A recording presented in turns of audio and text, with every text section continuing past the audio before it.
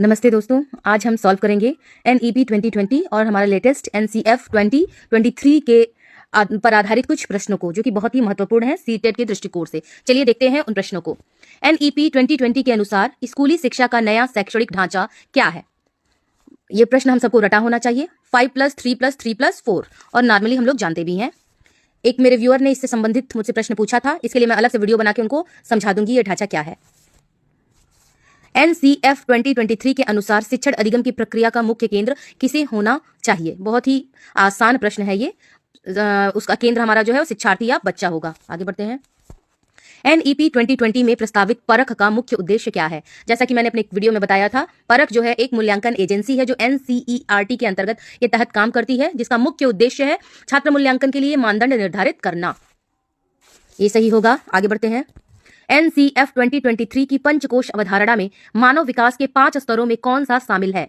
पंचकोश अवधारणा 5 है, तो इसमें शरीर, प्राण, मन, बुद्धि और आनंद, इस पर आधारित हम लोगों ने ट्रेनिंग की है। क्योंकि हम लोग एम्प्लॉइज हैं तो हम लोग इस पर आधारित ट्रेनिंग करते हैं और बच्चों को भी भारतीय इस ज्ञान दर्शन की परंपरा को शामिल किया गया है।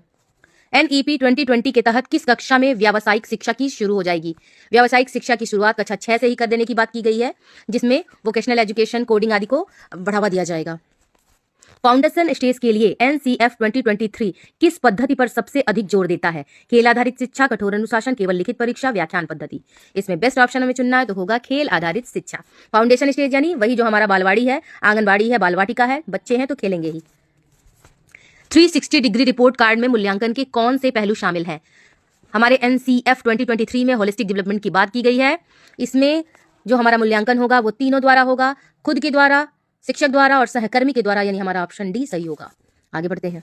NCF 2023 के अनुसार त्रिभाषा सूत्र में कितनी भाषाएं भारतीय होनी चाहिए? इसमें कम से कम 2 भाषाएं भारतीय होनी चाहिए। हमारा उत्तर सही है। NEP 2020 के अनुसार किस वर्ष तक 4 वर्षीय एकीकृत B.Ed अनिवार्य होगा? ये हो जाएगा हमारा 2030 तक। आगे बढ़ते हैं। कक्षा 9 से 12 के लिए NCF 2023 ने विषयों के संबंध में क्या क्या बदलाव किया है? अनिवार्य गणित, विषयों की संख्या कम करना, स्ट्रीम सिस्टम की समाप्ति, केवल अंग्रेजी माध्यम। तो इसका ऑप्शन होगा सी, स्ट्रीम सिस्टम। अब बच्चे जो हैं वो आर्ट्स के साथ साइंस के भी विषय उनका कॉम्बिनेशन ले सकेंगे, जैसे कि अन्य विदेशों में होता है। शिक्षकों के लिए प्रतिवर्ष कितने घंटों का CPD यानी सतत व्यावसायिक विकास अनिवार्य है? तो इसके लिए जो घंटे निर्धारित किए गए हैं कि एक शिक्षक साल भर में कम से कम 50 घंटों की ट्रेनिंग उसके लिए अनिवार्य कर दी गई है। निपुण भारत मिशन के तहत FLN का लक्ष्य क्या है? निपुण Bharat mission foundation literacy and numeracy, तो इसका आधारित है कक्षा 5 तक कंप्यूटर शिक्षा, कक्षा 3 तक बुनियादी साक्षरता और संख्या ज्ञान, सभी को रोजगार, उच्च शिक्षा में सुधार। हम इसका नाम देख रहे हैं FLN, फाउंडेशन लर्निंग की बात की गई है कि बच्चा उसके अंदर संख्या संबंधित और भाषा संबंधित बुनियादी दक्षताएं विकसित हो जाएं, यानी कि वो 3 तक पढ़ना लिखना और गणित के बेसिक ज्ञान को अच्छी तरीके से सीख जाए।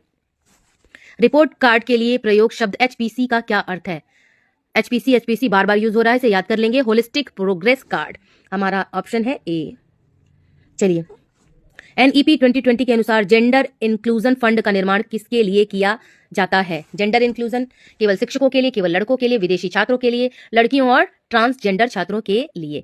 जाहिर सी बात है, सबसे ज्यादा बढ़ावा हमें देना है लड़कियों और ट्रांसजेंडर की एजुकेशन को, तो ये इन्हीं के लिए स्थापित किया जाएगा। नेक्स्ट प्रश्न है, NEP 2020 के अनुसार शिक्षा का माध्यम कम से कम किस कक्षा तक मातृभाषा में होना चाहिए? तो न्यूनतम जो सिफारिश की गई है कक्षा 5 तक शिक्षा का माध्यम बच्चे के लिए मातृभाषा में होनी चाहिए, और अगर हो सके तो कक्षा 8 तक। ये डन हो गया हमारा स्कोर कार्ड।